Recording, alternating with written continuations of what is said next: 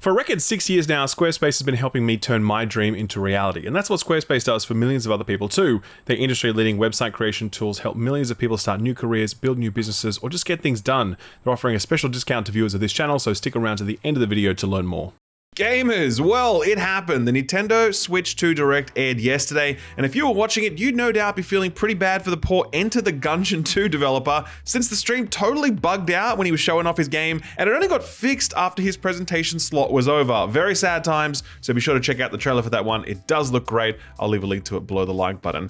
But outside of that, it was a pretty spectacular showcase for Nintendo, and at this point, you're no doubt expecting that we do a deep dive on it here in this episode, but the truth is, we're not going to do that, because I'm actually planning to do a dedicated video on that at some point in the future. I'm traveling now, which is why that video is a little delayed, so I do appreciate your patience, but let's be real, most of the news I give you is a week old anyway, so if I were to cover it in a timely fashion, you'd no doubt be a little weirded out by that. So, we're not going to cover the Switch 2 Direct just yet, but did you know that there was actually another Nintendo Direct that happened last week? It's true, Nintendo busted out the surprise, hey, by the way, we're doing another Direct and it's dropping tomorrow thing, with the clarification that this one would only be focused on stuff for the original Switch, though we do expect that more than a few things shown here would make their way to the Switch 2 as well. You don't know what I mean? Alright, well let's lead with this one. They announced virtual game cards, which is the most Nintendo-ass Nintendo way for the company to solve the problem of playing your digital games on more than one console. This is a new optional method of digital game management that turns everything into virtual cartridges, which you then seemingly have to manually load or eject onto the console to play, though it seems like you can thankfully load multiple at a time. Seems like a really cumbersome process, but the upside is this. You can loan a digital game to someone else where it'll become fully playable for them and unplayable for you for a maximum period of 14 days. This is slightly more convenient in that you'll only need to be connected to the internet or a local network at the time of the trade, and the second console doesn't have to keep verifying that it's allowed to play the game every time you want to boot it up, like you have to do now if you're juggling accounts. But the catch is, this only works on consoles registered with your Nintendo family group, so that's a bit of a barrier to you being able to pass around virtual cartridges with your friend, unless you only have like 3 friends, in which case, you're a family now. Congratulations. Man, this all sounds so complicated. It really makes me long for those simpler PS4 days. Thanks. PlayStation. That wasn't even the most out of left field thing Nintendo announced at the Direct. That honor goes to Nintendo Today! And please respect the exclamation mark anytime you write or speak the name Nintendo Today. So what the hell is this thing? Well, remember how Nintendo was like, no, we're not going to be on Spotify or Apple Music or Tidal. We're going to make our own music app and it's only going to have Nintendo songs on it. Well, now they've said, nah, forget all those calendar apps. We're going to make our own calendar app with blackjack and hook. No, I'm joking. They're gonna make it with just Nintendo dates and events on it. So yeah, it's a calendar app, but what it really is a direct marketing tool for Nintendo, so it can beam news and videos about its games and projects directly to you, deliver announcements and advertising spiels about its titles, with a few nice little things like comics and shorts in there too. They've already dropped a big piece of info on this one, the release date for the live-action Zelda film, which is 26th of March 2027, quite a long ways away. And after that, people were going nuts about them posting a video zooming in on the much hyped new button on the Switch, the C button. We obviously learned much more about that at the Switch 2 Direct, and we'll talk about that real soon. Anyway, let's talk about some goddamn games. Now, this Direct was either mid or the greatest Direct in the history of Nintendo Directs, depending on who you ask and how much you like Japanese games and the vibes of the PS Vita and 3DS. The biggest thing was honestly Nintendo giving us a deeper look at Metroid Prime 4 Beyond as a proof of life stunt to make sure they're not leaving any unfinished business before going all in on the Switch 2 marketing. Vague 2025 release date for this one, and other than that, it sure looks like a Metroid Prime game, though the big new addition here are psychic powers for Samus, adding a new tool for solving puzzles while also adding some cool looking telekinetic combat abilities to the mix. Oh, and she has an all red suit of armor now, just in case you ever wanted her to look even more like a Lamborghini. The next big thing was very surprising. Tamagotchi Life Living the Dream. If you have no idea what the hell this is, I don't blame you. This is a sequel to a Nintendo 3DS game that was a surreal social simulator and definitely one of Nintendo's weirder experiments. It's been 10 years since that game, so this was definitely a surprise. In fact, it was Nintendo's one last thing, which definitely sums up the vibes for this Direct. The trailer was full of robotic text-to-speech voices and weird comedic skits, and the cult audience that remembers Tamagotchi Life absolutely ate it up. Apparently on social media, the post for this one went completely wild. It was Nintendo Japan's most liked tweet ever, bigger than the Switch 2 announcement. Absolutely insane, a 2020 release date for this one. And joining Tamagotchi Life in the hey, remember this one from a decade ago category was Rhythm Heaven Groove, also for a 2026 release. This is a much-loved rhythm action game with a comedic slant, conceived by one of the developers behind WarioWare, just in case that wasn't obvious. The gap for this one was so large and the demand was so high that a handful of very promising-looking copycat games and fan projects spun up in the meantime, but now Nintendo's like, nah, the king is back, baby. Japanese publishers came out swinging for this direct. Square Enix announced and Shadow dropped a remaster to their cult RPG Saga Frontier 2 for all platforms bar Xbox, but including mobile, as well as opening the show with a look at Dragon Quest 1 and 2 HD 2D remake, which comes out for all platforms this year. Atlus also dropped an announcement for the cult favorite Shin Megami Tensei spin-off. And yes, I know I'm using the word cult a lot, but that's really what this direct was all about. This one's called Radar Remastered: The Mystery of the Soulless Army, originally a PS2 game, coming to all platforms on June 19th. Hey, speaking of PS2 games, Nintendo gave us another look at Pokemon Legends ZA, and boy does it not look better visually. Damn, this thing just looks terrible. Anyway, the game itself is pushing the Pokemon formula further than ever before, though now we know why it's called ZA. There's a Battle Royale style ranking system for the nighttime Pokemon trainer fight club they've got going on, where you start at rank Z and you work your way right up to A. Speaking of PlayStation, it was a surprise. Two Japanese franchises that previously had a very strong association with Sony's consoles are coming to the Switch. First is Patapon 1+2 Replay, which is a remaster of the rhythm strategy game made for the PSP by Japan Studio. Rest in peace, Japan Studio. That one's coming to PC on July 11th. The other is Everybody's Golf Hot Shots, an arcade golf game that's called Hot Shots Golf in the US. Guess they're just mashing those regional titles together like Sega did with Yakuza Like a Dragon. This one's a lot of fun, perfect for the Switch, honestly makes golf somewhat playable, which is the greatest compliment I can give that sport. This one is also coming to PC in 2025. Speeding through the rest now, the devs behind Ninja Turtles Shredder's Revenge are making a modern retro Marvel beat-em-up game called Marvel Cosmic Invasion, coming in 2025 for all platforms. Witchbrook is a new witch-themed live simulator from Chucklefish, who also made Wargroove and initially published Stardew Valley, coming to all platforms bar PlayStation this holiday. And No Sleep for Koname Date is the sequel to a visual novel Ed assures me is very well regarded, and the weebs are very excited about it. So that was Direct number 1. Tune in sometime over the coming days for coverage of Direct 2. Spoiler alert, Nintendo made a Hulk game, only instead of Hulk, they used Donkey Kong. It's genius. Pivoting now to a little known game you may or may not have heard of, Hogwarts Legacy. You know, the game that made a boatload of money for Warner Brothers a couple of years back and would have made a ton of sense for them to release an expansion for, maybe so Warner Brothers could start digging themselves out of the absolutely massive hole they seem to have gotten themselves into. Well, the latest from Bloomberg's Jason Schreier suggests that the unannounced story expansion to Hogwarts Legacy that was in the works at Avalanche Studios and Rocksteady Games following the end of Suicide Squad has been cancelled.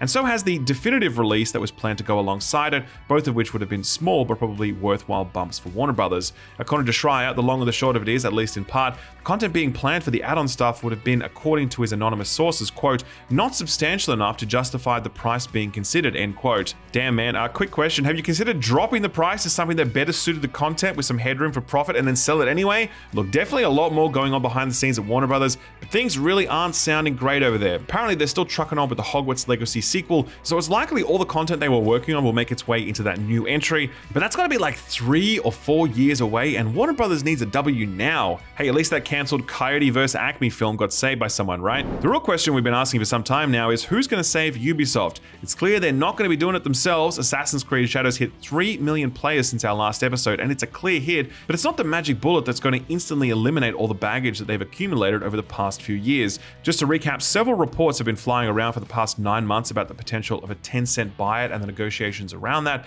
Tencent wanted more control. Yves Guillemot and his brothers didn't want to let go of their baby, and shareholders were like, are you guys gonna do something or what? And do something they did. Ubisoft's management have created a separate subsidiary wholly owned by Ubisoft, and into it they've moved their major profit-generating IPs, stuff like AC, Far Cry, and Rainbow Six, as well as the major dev studios behind them. This allowed Tencent to invest $1.2 billion US specifically into that newly formed entity, meaning they now have a stake in Ubisoft's profit-generating IPs and studios without assuming any of the liabilities for the other parts of Ubisoft's business. So the subsidiary doesn't have a proper name yet, that's how fast Ubisoft are moving right now, but it involves those 3 aforementioned franchises as well as the studios Montreal, Quebec, Sherbrooke, Barcelona, and Sofia. Yves Guillemot said, quote, "This is a foundational step in changing Ubisoft's operating model that will enable us to be both agile and ambitious. We are crystallizing the value of our assets, strengthening our balance sheet, and creating the best conditions for these franchises' long-term growth and success," end quote. That's all well and good, but here's the truth though. This move doesn't create any more value for shareholders, except in the cash injection provided by Tencent. All this move does is divide the company into two portions, one focused on major franchises with big earning potential and leaner overheads, and the other section saddled with underperforming or dormant IPs, considerable overheads, and substantial amounts of debt. The only way this older part of Ubisoft becomes profitable is by either making games that sell a lot of copies or by substantially reducing overhead and or debt. And given that Ubisoft has moved its most profitable IPs to this new entity, I don't think they have particularly grand ambitions for what was left behind. It's highly likely we can expect further restructuring at the parts of Ubisoft that didn't get this big 10-cent cash injection, meaning even more cancelled games, closed studios, and layoffs. Plenty more to come on this story in the weeks and months to come, I fear.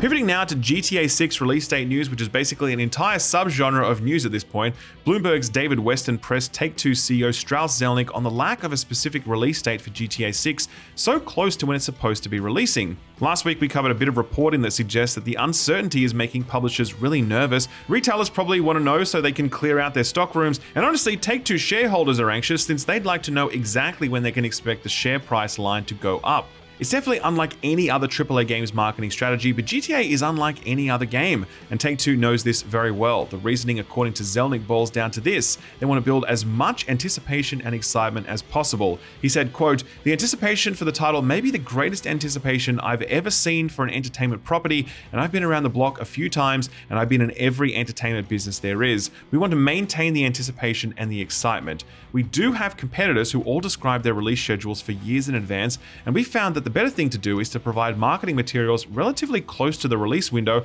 in order to create that excitement on the one hand and balance the excitement with unmet anticipation. We don't always get it exactly right, but that's what we're trying to do," end quote. And to be honest, I kind of get what he's saying. Nintendo also does this sometimes, where they'll have a basically finished game, sit on it for a while, wait until 3 to 4 months ahead of its launch to announce it, go super hard on a concentrated marketing push, and there's no real lull where everyone turns into that John Travolta Pulp Fiction meme where he's looking around wondering where the fuck that game went. Having said that, I fully recognize that Metroid Prime 4 disappeared for like 80 years before it resurfaced, so Nintendo doesn't always get it right either. Still, sometimes some ambiguity and mystery is a good thing, like when a piece of media ends and leaves you with more questions than answers, perhaps makes you consider a greater narrative issue or moral dilemma. It's just one of those things that can really mark a piece of work as art. Good art makes you think. Now someone please tell that to The Last of Us director Neil Druckmann, because you know what he told IGN in a recent interview, quote, "Joel was right," end quote. He's of course referring to the ending of The Last of Us Part 1, where Joel, and honestly I don't even know if I should spoil this at this point because, you know, it's been a long time now, but needless to say, Joel does something he probably shouldn't have done for extremely debatable reasons at the expense of a much greater and exceptionally worthy cause that could have been achieved, but also maybe not, and it ends up causing a lot of problems for everyone in the world, regardless of how you look at it. In an interview with IGN, they posed this question to the cast and crew of The Last of Us HBO series, and where the cast was all like, "It's complicated," and showrunner Craig Mazin was all like, "I'd probably have done what he did, but I'd like to think I wouldn't." Neil Druckmann, one of the key creators behind this world, the game and the show, is like, "Nah man, Joel was right. Quote, if I were in Joel's position, I hoped I would be able to do what he did to save my daughter," end quote. Personally, I'm always really bummed out when creatives give answers to the questions they pose to their audiences. The question is infinitely more interesting than the answer, and for the creator to impose an answer on the scenario really taints the way we engage with that question in the future. We need to contend with people being like, "Well, the games director thought Joel was right, so obviously he was." And it's like, well, yeah, I guess. That really shouldn't be something we have to think about when exploring these questions. Look, I know it's a small thing, but I really do think that ending was legitimately a watershed moment in video game history, and I think it loses just a little bit of its magic when one of the architects of that ending steers us towards a conclusion about it rather than letting us arrive there ourselves. A quick lightning round to finish off. Sticking with stuff Druckmann said in his interviews, he told IGN last week that Naughty Dog's next game, Intergalactic: The Heretic Prophet, is playable, and it's, quote, "really good," end quote. And what we've seen is just the very, very tip of the iceberg. And I mean, yeah, clearly that trailer was like less than 5 minutes. It had no gameplay basically. So obviously we haven't seen much. Elsewhere, Bloomberg's Jason Schreier is reporting that the game probably won't be out next year, let alone this year. So do look forward to a 2027 release date. for the first Naughty Dog game of this console generation. Thank Jim Ryan's live service push for that one. Asia Today is reporting that 4 of Korea's biggest game companies, NCSoft, Nexon, Netmarble, and Krafton, are actively pitching to Blizzard for the rights to use the long-dormant StarCraft license for a new game that plays to each company's strengths. NCSoft is known for Guild Wars, so it might be an MMO. Netmarble is a mobile gaming company, so I guess they're pitching that, though please don't be that. This stuff happens all the time, and winning a pitch doesn't mean a game will make it to market. But still, it's been a long time between drinks, Blizzard. People like StarCraft. I mean, look at the whole Space Marine 2 thing. The opportunity's there. Just take it. It seems like layoffs are still happening at Embracer Group. Both Eidos Montreal and Crystal Dynamics, 2 studios that were picked up by Embracer when Square Enix didn't want to invest in the West anymore, announced layoffs last week. 17 at Crystal and up to 75 will be affected at Eidos, and that's after 97 workers at Eidos were laid off last year. It sounds like a project ended there and they didn't have space to keep those people on. No clear cause for the cuts at Crystal yet, but hopefully those affected land on their feet quickly. Those studios have made some absolute bangers and they deserve to thrive once more. That live-action Zelda film we mentioned is reportedly being planned as a trilogy, with Sony and Nintendo locking in their cast for 3 films over 6 years. Again, it's not set in stone, but that is a vote of confidence from them. Still not sold on this whole live-action idea though. Monster Hunter Wilds is an absurdly big hit. Capcom is reporting 10 million units sold in its first month alone. That is an all-time first month sales record for the company, and it's also the first Monster Hunter game to simultaneously multi-platform release on both PC and console. Certainly don't count PCs out, man. Speaking of which, Kojima tweeted that Death Stranding has hit 20 million lifetime players, and speaking of multi-platform releases, analyst Daniel Ahmad noted that when Death Stranding launched as a PS4 exclusive, it sold less than 5 million copies. Once it hit PC, Xbox, and hell, Mac, it started to really take off. Hitting the PS Plus catalog probably helped it a bunch too. And finally, Adam Falls seems to have done really well for itself. Reviews were a bit average for this one, but everyone seemed to have some positive things to say about it nonetheless. They've just clocked in 1.5 million players over the opening weekend, thanks in no small part to being available day one on Game Pass. So what got announced or delayed this week? Well, we were going to throw this one aside because it sounded like an April Fool's joke, but a closer look told us that no, this is an old April Fool's joke made real. The developers of Power World are making a high school dating simulator aptly called Power World More Than Just Pals, which, to be honest, is a great name. It's naturally a visual novel style thing where you can befriend humans and pals alike, take things to the next level if you dare, and apparently you can, quote, dismantle and eat them, unquote. All right, you have my attention, and Hannibal Lecter's too, I guess. This one's quite a concept too. It's called Quite a Ride, and it was announced last week by a developer called Goodwin Games, supposedly based in Kazakhstan. They released a game last year called Self-Loss, which has a handful of positive reviews on Steam. This one is very different though. Basically, like, take Pacific Drive, one of my favorite games of last year, put it on a bicycle, and pretend you're in an episode of Stranger Things. Done, sold, sign me up. This is supposed to be a survival horror game, obviously inspired by the same Stephen King short story that the Silent Hill folks read. Bikes are life, and so is your phone apparently, which you can charge by riding your bike.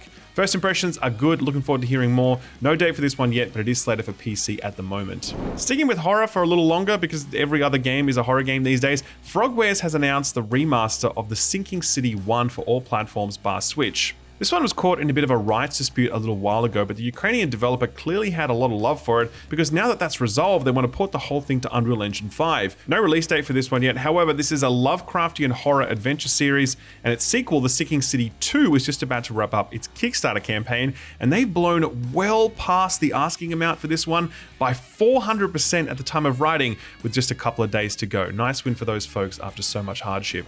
Something a little more grimdark now. Good Shepherd announced a release date for Moroi, which is a top-down action RPG set in a twisted, dark fairy tale world inspired by Romanian folklore. Lots of emphasis on the theming here with grotesque and bizarre enemies. It's coming to PC on April 30th. Here's a game we low-key never expected to actually come out. Mind's Eye is the new narrative action game from Leslie Benzies, former president of Rockstar North and a key creative on the Grand Theft Auto series from GTA 3 all the way up to 5. He left Rockstar in 2016 to form his new studio called Build a Rocket Boy, and it feels like they've been talking vaguely about this one for quite some time. It's supposedly just one part of the way bigger metaverse project they're doing called Everywhere.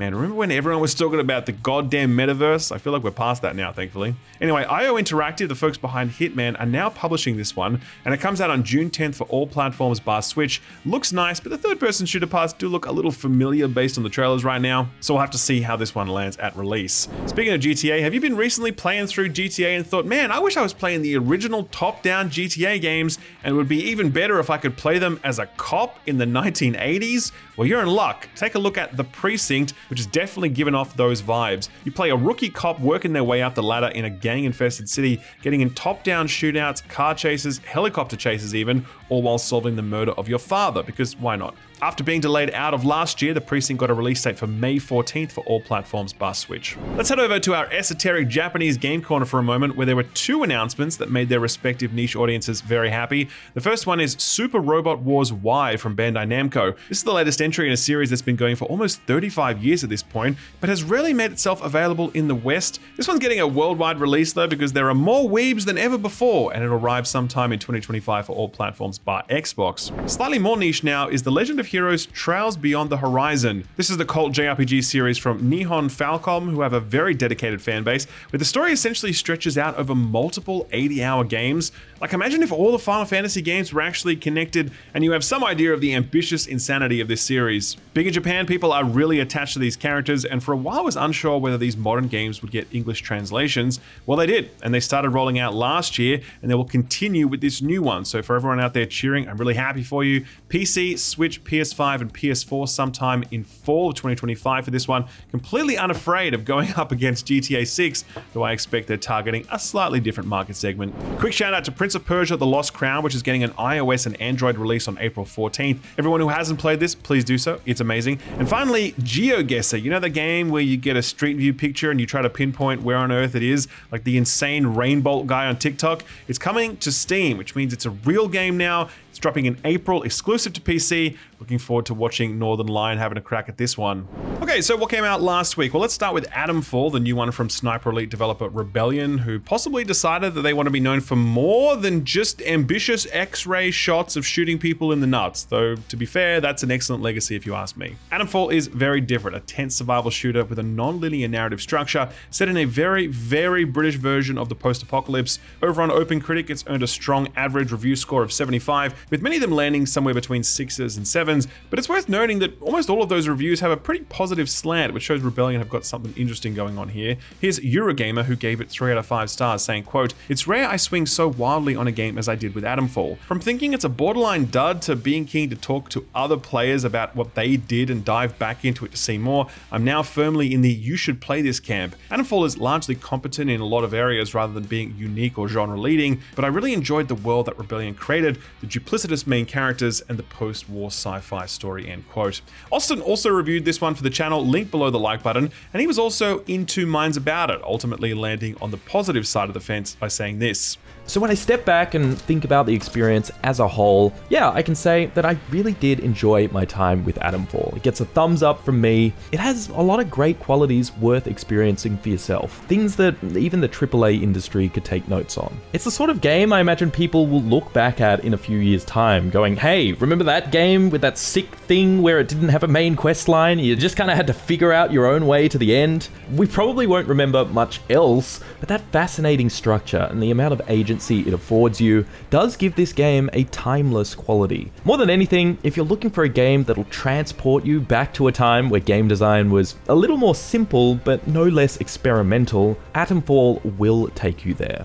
Moving on to something very different, the first Berserker Kazan also came out last week. This is a new Souls-like based on the Dungeon and Fighter series of games, and the good news is that you don't need to know anything about DNF to get into this one because it's kind of its own thing, and it's apparently pretty good. It's landed at a strong 80 on OpenCritic, with several publications pointing out that it has several flaws, but it has the juice where it counts, in the combat system, in the boss fights, and in its brutal difficulty level, which I guess can be a pro or a con depending on how much of a sicko you are for these sorts of games. Here's GameSpot, who gave it 8 out of 10, saying, quote, "Despite a forgettable story and some constricted level design, the first Berserker Kazan's excellent combat is more than enough to cover for these missteps. It's challenging, engaging, and consistently satisfying, complemented by a cavalcade of dynamic enemies and a versatile progression system that extends beyond the typical XP-based approach. It can feel derivative at times, yet the first Berserker's confluence of ideas and influences makes for a thrilling Souls-like that stands out in what has become an increasingly crowded genre, end quote. Speaking of crowded, if you put all the people who wishlisted Inzoi on Steam together, you'd probably fill at least a few dozen football stadiums. This one finally came out into early access last week, and despite some initial backlash against the hidden de novo anti-cheat requirement, which Krafton swiftly removed, and the discovery that you can run over children with cars, another issue I'm sure they're going to patch pretty quickly, things have been going very well indeed for these hyper-real pretend people.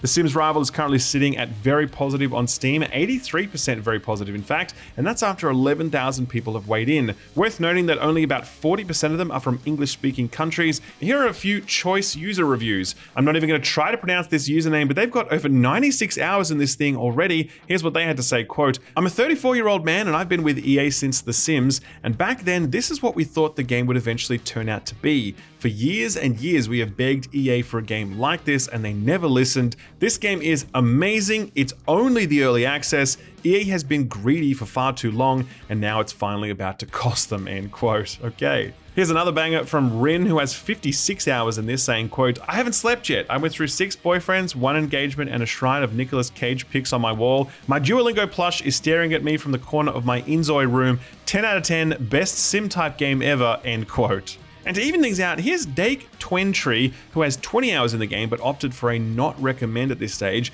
and said a lot of things that reflected some of the earlier media previews of the early access build. Quote, "So far it's a great foundation for a true Sim successor, but there are fundamental features missing from the game which I feel contribute to the game's bare bones feeling, specifically the Inzoi interactions with one another and everything, but seeing as how Inzoi devs listen to the fanbase and remove de novo, I've no doubt they're willing to listen to the players and add more features that bring Zois to life," end quote. And finally, we'll give some love to Rosewater, the Old West point-and-click adventure game that released last week, starring Roger Clark and a whole host of other great voice actors. This one has a very positive average on Steam as well, 96% positive, but that's only with 61 reviews. Here's a choice Steam user review though. This one's from George Broussard, the founder of Apogee Software, which later became 3D Realms, and the creator of Duke Nukem. Turns out he's a big old-school adventure game fan, and he isn't afraid to boost the ones he likes. He left a very long review, but here's the gist, quote, "I finished the game, 14 hours, 5 out of 5 stars. It was a terrific journey. The ending was very well done, suitably epic, and you can just sit back and bask in it as you ease out of the story. The game is a proper epic journey and something you can really reflect back on once it's over. This game is a complete package and very satisfying to play," end quote. A sterling endorsement from a legendary game maker, not too shabby. Alright, so what's coming out this week? Well, PlayStation are releasing The Last of Us Part 2 Remastered on PC this week on April 3rd, just a couple of weeks ahead of the Season 2 premiere of the HBO show. This port is being handled by Nixxes and Iron Galaxy, but I think we've learned this past year that you can't be too sure how these ports are going to go at launch, no matter which studio is behind it, so we'll reserve judgment on that until it launches next week. This one has optional PSN account linking, as Sony announced a little while back, but by handing over data, you get a sweet jacket for Ellie from Naughty Dog's next game, Intergalactic: The Heretic Prophet. Immersion? Never heard of it. Moving along, we had a couple of niche Japanese games in the announcements, and here's a couple more coming out this week. The first one is the first new game in Namco's Katamari Damacy series in like 8 years, but there's one big catch. It's exclusive to the Apple Arcade subscription service, which means it's locked to iPhone and iPad, but worth noting you can also play it with a controller on those devices. It's also got Mac and Apple TV versions for bigger screens. Ed has had the chance to play this one, and he says that for all intents and purposes, this is exactly what you'd expect a new Katamari game to be. Same old rolling gameplay on a bunch of good new stages. He says there's a little less personality in the overall game wrapper, as it just wants to get you straight into the levels, but there's an amusing thematic layer where the king is live streaming your stage attempts while chat rages on the side. Not bad. Cool that Apple seem to be funding this one, but hopefully it does break free in a year or two so everyone else can enjoy it on other platforms. The next niche one is Tetris the Grandmaster 4 Absolute Eye, which is a notorious arcade offshoot of a Tetris game made by former Capcom fighting game developers at Arika. The main idea here is that the pieces drop so fast by default that you don't even see them falling. Definitely one for the real Tetris sickos. It comes out on April 4th for PC. Heading into next week, we've got Xbox's next big release. Okay, so not super big, but it is a very good looking one. South of Midnight comes out on Tuesday, April 8th for PC and Xbox Series consoles, with an Xbox Game Pass release too, naturally. It's an action-adventure game set in a gothic rendition of the Deep South that might not have peak combat chops, but the very imaginative world and characters are a huge hook regardless. Really found a lot to like about this one when I played the preview build of it a little while ago. Looking forward to seeing how the rest of the package turns out. Here's another game coming out next week set in America's South, but made by a bunch of Kiwis in New Zealand. Into the Dead in Our Darkest Days is a side-scrolling zombie survival game set in 1980s Texas, with a big focus on shelter and survivor management alongside killing zombies. Looks promising, though it is releasing into early access, so set your expectations accordingly. April 9th for this one, PC only.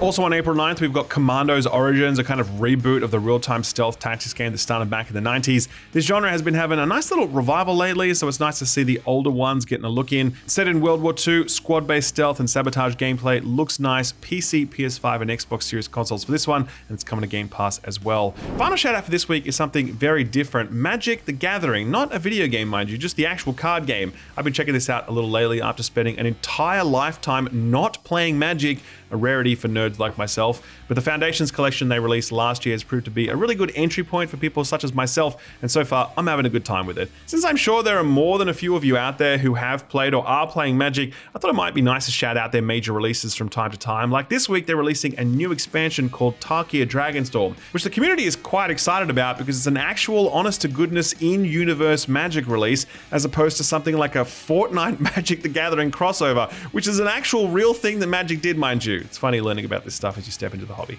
Anyway, Tarkia launches this coming weekend at your local game store and online retailers. I personally am excited about it. I just wish I had more people to play with, since everyone my age is all like, hey, let's go play golf. And I'm like, no, fuck that shit. Let's sit in a dark room with 20-year-old nerds wearing Iron Maiden t-shirts playing Magic the Gathering. Needless to say, my friends always have an excuse to say no to that invitation. All right, time to brighten this show back up, so put this on your radar.